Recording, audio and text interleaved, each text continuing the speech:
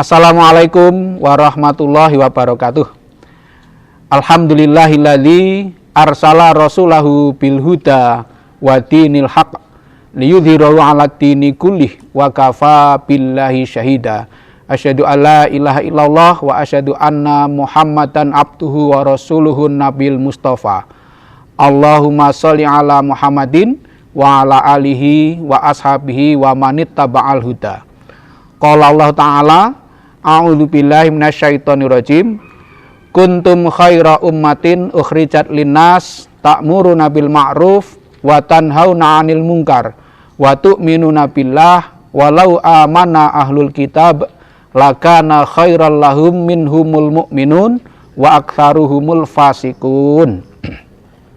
Saudara sekalian yang berbahagia, membaca ayat 110 surat Ali Imran ini, dulu Kiai Haji Ahmad Dahlan gelisah karena Allah dalam Al-Quran mengatakan, kamu sekalian adalah umat yang terbaik yang dikeluarkan di antara manusia.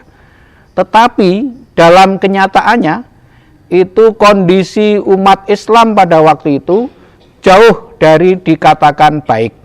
Karena apa? Karena banyak orang Islam yang miskin, banyak orang Islam yang bodoh, hidupnya terpuruk, bahkan berada di bawah penjajahan bangsa asing.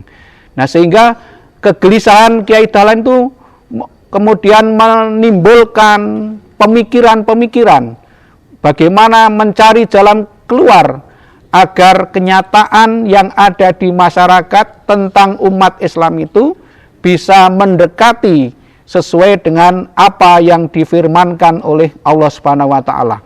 Tentu firman Allah tidak salah. Nah, yang perlu dirubah adalah keadaan umat Islam. Bagaimana umat Islam itu betul-betul menjadi umat yang terbaik. Nah, kemudian lahirlah berbagai macam kegiatan, aktivitas, kemudian menjadi amal soleh dan banyak amal usaha yang dirintis oleh Kiai Haji Ahmad Dahlan dalam rangka apa? Dalam rangka mewujudkan firman Allah bahwa umat Islam adalah umat yang terbaik itu menjadi kenyataan. Agar umat Islam itu menjadi umat yang unggul dalam berbagai bidang kehidupan. Kalau berdasarkan ayat 110 Ali Imran yang tadi saya bacakan, maka ada 3 hal yang harus dilakukan secara bersama-sama supaya kondisi umat terbaik itu tetap terpelihara, yakni umat yang menegakkan amar ma'ruf, melaksanakan nahi mungkar, dan beriman kepada Allah. Ini 3 hal yang menjadi kata kunci agar umat Islam senantiasa terpelihara menjadi umat yang terbaik. Amar ma'ruf adalah memerintahkan segala yang ma'ruf. Yang ma'ruf adalah segala yang dikenal baik menurut ukuran akal sehat, menurut ukuran syariah, dan menurut kebiasaan yang ada di masyarakat. Nah, itu dikembangkan terus-menerus supaya umat itu terpelihara kebaikannya. Kemudian nahi mungkar adalah mencegah kemungkaran. Mencegah kemungkaran itu menghilangkan segala hal yang tidak dikenal sebagai baik. Kalau tidak dikenal sebagai baik, pasti jelek gitu. Maka kedua hal ini dibingkai dengan iman kepada Allah. Sehingga intinya adalah pelaksanaan dakwah itu harus selalu terselenggara agar umat itu betul-betul menjadi umat yang unggul, umat yang terbaik yang dihadirkan di antara sekalian umat manusia.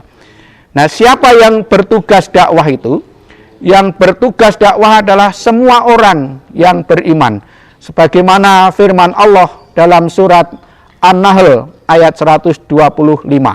A'udzu billahi minasyaitonir rajim. Ud'u ila sabili rabbika bil hikmah wal mau'izatil hasanah wajadilhum billati hiya ahsan. Inna rabbaka huwa a'lamu biman dhalla an sabilihi wa huwa a'lamu bil muhtadin.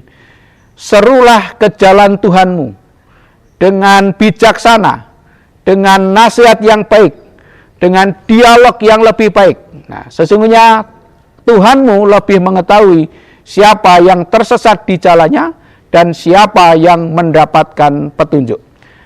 Kalau kita cermati kalimat dalam perintah ini, An-Nahl 125, yang diperintah bentuknya mufrad atau bentuknya tunggal. Dengan demikian, dakwah menjadi kewajiban setiap individu, setiap orang yang pernah membaca atau mendengar ayat ini. Siapapun yang pernah membaca atau mendengar surat An-Nahl ayat 125 punya kewajiban untuk berdakwah. Nah, dakwah itu apa? Dakwah itu adalah menyeru, mengajak, bahkan ada yang menggunakan istilah menularkan.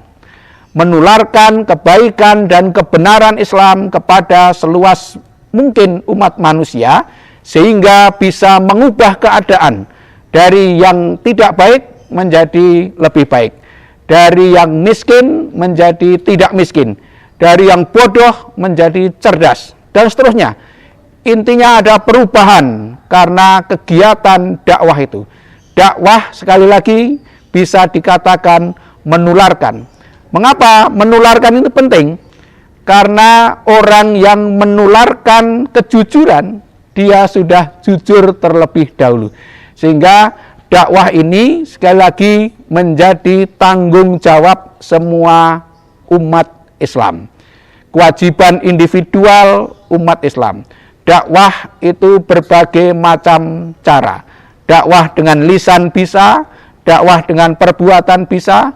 Nah, kalau ini dilakukan oleh semua orang Islam, maka idealisme dalam Al-Quran yang menyebutkan bahwa umat Islam adalah umat yang terbaik, itu akan menemukan titik terang, akan menuju ke sana. Sehingga idealnya semua orang Islam itu berjiwa dakwah. Nah, apa tanda orang berjiwa dakwah itu?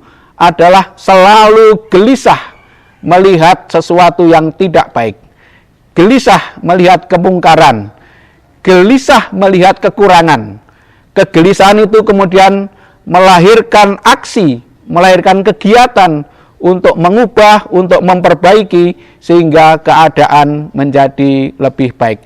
Kita mulai berdakwah dari diri kita sendiri, diri kita masing-masing, memperbaiki diri, kemudian menularkan kepada orang lain. Kalau setiap orang itu bergerak seperti itu, insya Allah umat Islam itu betul-betul akan menjadi teladan bagi kehidupan seluruh umat manusia. Nah, ketika sudah menjadi teladan, itu otomatis umat sudah berdakwah. Nah, mari saya mengajak kepada semuanya untuk betul-betul melaksanakan apa yang diperintahkan oleh Allah dalam surat An-Nahl ayat 125, berdakwah dengan bijaksana, dengan nasihat yang baik. Kalau diskusi dan dialog juga diskusi dan dialog yang lebih baik, yang beradab. Nah, sehingga itulah dakwah. Dakwah itu merangkul, bukan memukul. Dakwah itu mengajak orang yang kagum menjadi bergabung, bukan membuat orang menjadi mutung. Demikian yang saya sampaikan, mudah-mudahan bermanfaat. Nasrun minallah wa fathun qarib wa basyiril mu'minin. Assalamualaikum warahmatullahi wabarakatuh.